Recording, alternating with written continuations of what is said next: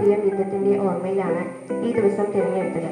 ലഹരി മരുന്ന് വ്യാപനം തടയാൻ രാജ്യങ്ങൾ തമ്മിലുള്ള സഹകരണം ഉറപ്പാക്കുക, ലഹരി വസ്തുക്കളുടെ ഉൽപാദനവും ഉപയോഗവും ഇല്ലാതാക്കുക, ലഹരി മുക്തമായ ലോകം സൃഷ്ടിക്കുക എന്നിവയാണ് ഈ ദിനാചരണത്തിന്റെ ലക്ഷ്യം.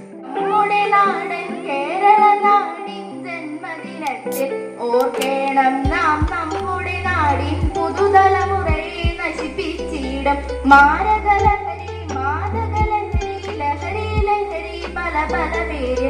LSD, MDMA, കൊക്കൈൻ, ഹെറോയിൻ, കഞ്ചാവെല്ലാം ഉലകിൽ സുലഭം, ഉലകിൽ സുലഭം, ഉലകിൽ സുലഭം, ഉലകിൽ സുലഭം.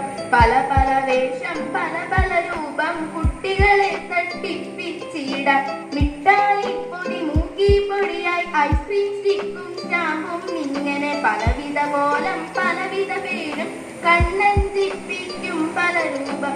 ആദ്യം നമ്മെ രസിപ്പിച്ചിടും, പിന്നെ നമ്മെ ട്രാപ്പിലുമാക്കും. ആദ്യം കിളി പോൽ പാറി പറക്കും, പിന്നെ കിളി പോയി തെണ്ടി നടക്കും. വീടിനും നാടിനും ശാപം ശാപം, ഈ നാശത്തെ തൂത്തെറിഞ്ഞിടാം. ലഹരി നമുക്ക് വേണ്ടേ വേണ്ട, വേണം വേണം ജീവിത ലഹരി. നമ്മുടെ നാട് കേരള നാട്, ദൈവത്തിന്റെ സ്വന്തം നാട്.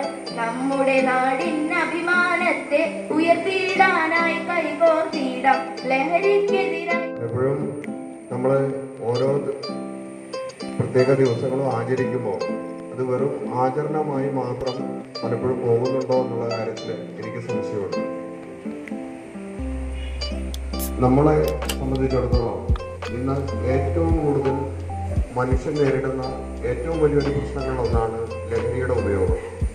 എനിക്ക് തോന്നുന്നു കോവിഡിൻ്റെ കാലത്തിന് ശേഷം നമ്മളുടെ ഓരോ സാഹചര്യത്തിനൊത്താണ് നമ്മൾ അത്തരം ഭാവങ്ങൾ നമ്മൾ വരികയുള്ളൂ. നമ്മൾ വഴിയരികിലൂടെ നടന്നു പോകുമ്പോൾ ഒരു അപകടം കണ്ടു കഴിഞ്ഞാൽ നമ്മുടെ സഹജീവിക്കുണ്ടായ ബുദ്ധിമുട്ടിൽ വേദനിച്ച് നമ്മൾ പോയി അവരെ സഹായിക്കാറില്ലേ? ഇല്ലേ? ഉണ്ട്.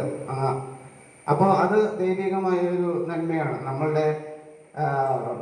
നമ്മളുമായി ബന്ധപ്പെട്ട നമ്മുടെ സ്വന്തക്കാർ